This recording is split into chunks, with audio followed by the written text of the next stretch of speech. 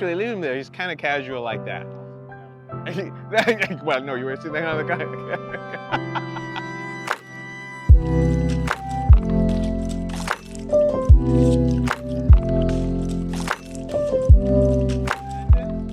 All right, what's up, guys? Dr. M3 here with this week's video, and I decided to do a Q&A for you instead, since it's been a while, and I've been fielding and answering a lot of questions on Instagram, Facebook, and Twitter, and actually also TikTok. So go ahead and follow me on those social media forums. And if you're not following me on this channel, Supercars Personified, where I do car reviews, I do reaction videos, go ahead and hit the subscribe button and also the notification button so you are told every time I upload a video. So I have quite a few questions here that you've asked, and I figured I'd go ahead and answer them and kind of make this a place where, and I'll probably do these every so often, so I answer some of your questions as they come along. So the first question on the board from Automotive. You know who Automotive is? That's Alex. Where on earth is the SVJ? Well, Alex, that's a really good question. Your guess is as good as mine. It's at least in Italy, either on a chalkboard, a drawing board, who knows? It's certainly not in production, at least I don't know, and I want to have it done. So if you haven't watched the series that I did, Road to the SVJ, you can see I went to Italy and all the things that I've been doing with the SVJ. It's still just not here yet. All right, next question is from Dudas93. Is the Performante a future classic Lambo? Well, honestly, if you just think about it, and it's probably one of the reasons I love this car so much is all that it does and it can do and how it makes you feel. And honestly, I think given its history as really one of the first cars, the first Lamborghini to lap the Nürburgring with record time and this new ALA system that they have on board, that in fact, this will be one of those cars. Again, produced only for 2 years and it's done. So I think it will be. Cars Real Lido, I think. What got you into cars? Actually, that's an interesting thing. I mean, it was my dad, and like lots and lots of people, it's true. It's our dads, our parents. You know, I had a poster on my wall, but what really got me interested is just I wanted to hang out with my dad, and he worked on all his cars. He liked Volvos and Mini. He's British, so that's his thing. So I was always under the car with him. Those older cars, you could step in the engine bay. The Minis were so tiny. I mean, even with a tiny engine like that, you could step in the engine bay. And I just wanted to hang out with him, and I kind of just sat there and kind of learned a lot, and he taught me a lot, and that was where my interest in cars started. What's the fastest you've done in any car I've owned? Well, I won't tell you if that was on a track, in a canyon, or some remote desert in Mexico, but I've gone over 200 miles an hour, so there you go. Let's see, and that was asked by AM Photography 88. What's my favorite moment with the Performante from Mark? Well, Marco 16, the perfect memory. Actually, honestly, this is, and you're going to see it in the card here, it's in the upper left-hand side here, was when I took the Performante in the canyons in LA. Automotive was driving too, so there's a section where we enjoyed the capabilities of this car. And it's unbelievable. So you'll see a video, my favorite road in the Performante. That's the video you ought to watch. Let's see. Matt Rayburn 40, mods on your Performante. Well, I haven't done very many mods on the Performante. I mean, I tend to live with my cars first before I kind of make major modifications, especially around power. The fastest car that I've ever driven was my twin turbo Gallardo Superleggera. That's the fastest car I've ever been in. This car, though, I've not changed anything on the power. I think it's plenty fun. I think it's very playful what you can do with it, but I've modified it by protecting the entire car, tinted the windows. I've actually Vossen S101 wheels in satin bronze. I think just makes this car set off. and just mostly those kind of things. I've done things just to protect the car itself, the paint, the lip, the bumper, those kinds of things, but I haven't really modified this car very much. Mohammed Shook, how many cars do I have? It says you have. Well, right now I'm peered down. Sorry about that, we have a bike. I've peered down. There are probably 5 or 6 cars at the moment. There's Performante, there's the Anniversario, there's the E64 M6, which I have, the original owner, and I have a couple of other cars that you haven't seen on the channel and probably won't see. The next question comes from Can't Stop Driving, a buddy of mine in California. What's your favorite drive we've done? And he knows exactly what that drive was. It was in Big Sur. We found a secret road that nobody was on. That was, again, kind of a canyon road. It was unbelievable. And at sometimes pretty scary. And we did it in a AMG GT as well as the Performante. Alex was there and TJ was there as well. So it's been actually pretty fun. Next question is from PK21923. How many times have I been to the Lamborghini Factory? Guys, I've been there 3 times. The last time I was there was to actually spec the SVJ, not the Performante, to spec the SVJ. The very first time I was there, I actually spec'd my first V12, which was the Giallo Orion, the yellow Aventador. And there's actually a really cool story about that. And I'll just tell the story now since we're right at it, because I've said it a couple of times, but not in one of my videos. I was struggling between Bianco Isis, which is a very bright white, and yellow. And I spoke to the foreman who was taking me through. This is actually when the factory was closed and they were just introducing the Aventador. In fact, I drove from Geneva to Sant'Agata just to see when the factory was closed. And I said to the foreman, I'm struggling kind of to try to decide which color I should go with.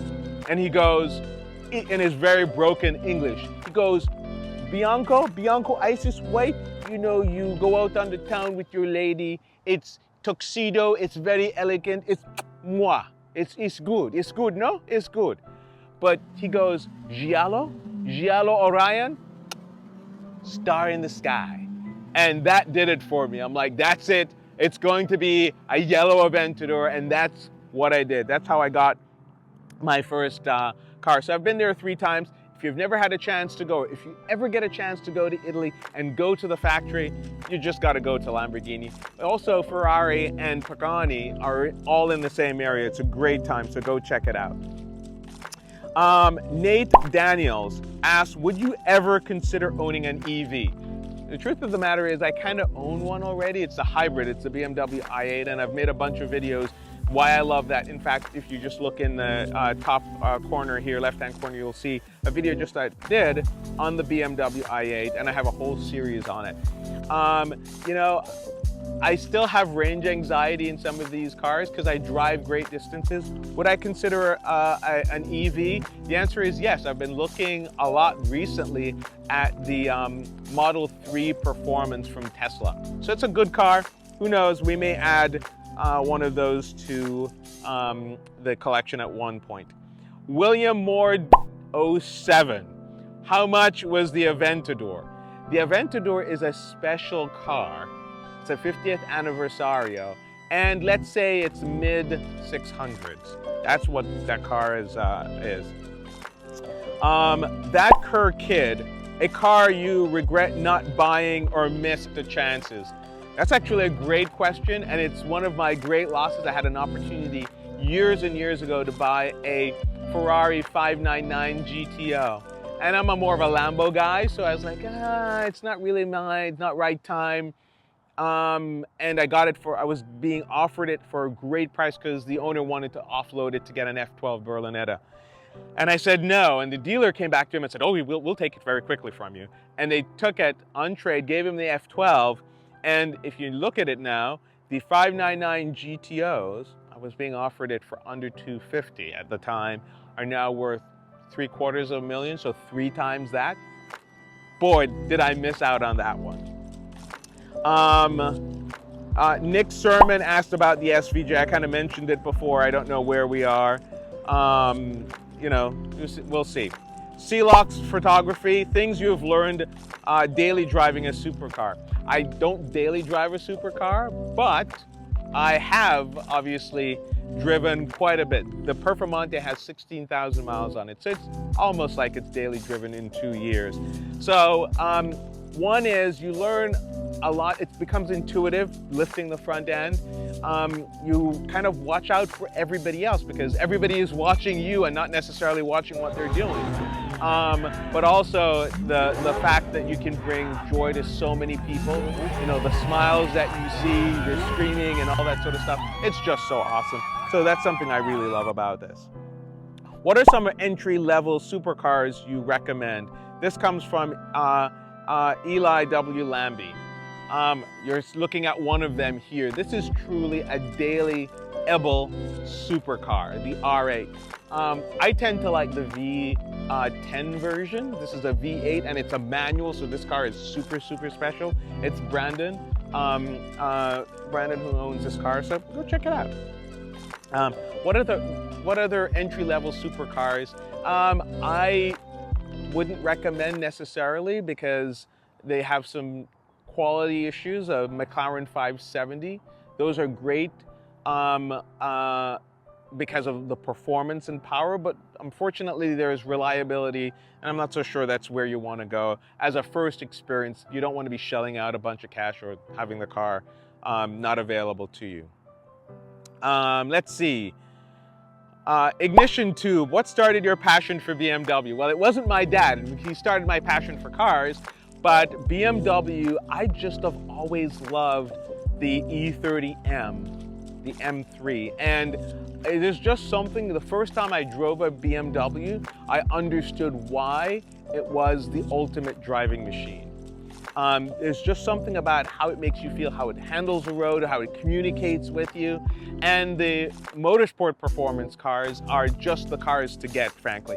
Lately, they're kind of, but that's what started my interest in BMW, and I've not looked back. I love their cars. Brando also asked, purple or green? I get asked this question all the time. Do you prefer Performante or the Avenger? That's like asking your kid, you know, which is your favorite kid. Now, as a parent, you may have a favorite kid, but you wouldn't want to say it out loud to them. I would say just getting around town, having fun, you know, canyons, this is the weapon. This is what you want to use. But there is something incredibly special about driving a V12, about driving that Aventador. The sound, the feel, the doors, the everything. If you look at the full package, the Aventador is the way to go, no question, hands down. And Lamborghini Kid, I love you guys. What are the most important things for you in a car? Looks, handling, or mine, which is what he said. I would say, I actually want the full package. I don't think it's just any one thing. I think performance, how it feels, more importantly, at the end of the day, it's how it makes you feel. So that's one way to say, to roll everything together, right? Is at the end of the day, if the car makes you feel great and makes you look at it and want to just get in it and keep driving, then that's the car for you. So handling is important, sound is important, how it looks, it's just really how it makes you feel. And if you can find a car that kind of checks off all the things that are important to you, then you've got it. Anyway, guys, thanks for watching. I appreciate you hanging out with me. I hope I answered a lot of your questions. I'm probably going to do these once a month or so because I answer so many of these questions through Instagram. I also do them in TikTok and even Twitter, that I figured I'd try to just bring all of them together in one location, and I'll do them every so often. Thanks again for watching. Remember to hit the subscribe button, turn notifications on, follow me on Instagram, Twitter, Facebook, and TikTok. Go say I'll show you. Until next time, be well, be safe, and we'll see you in the next video. Keep motoring.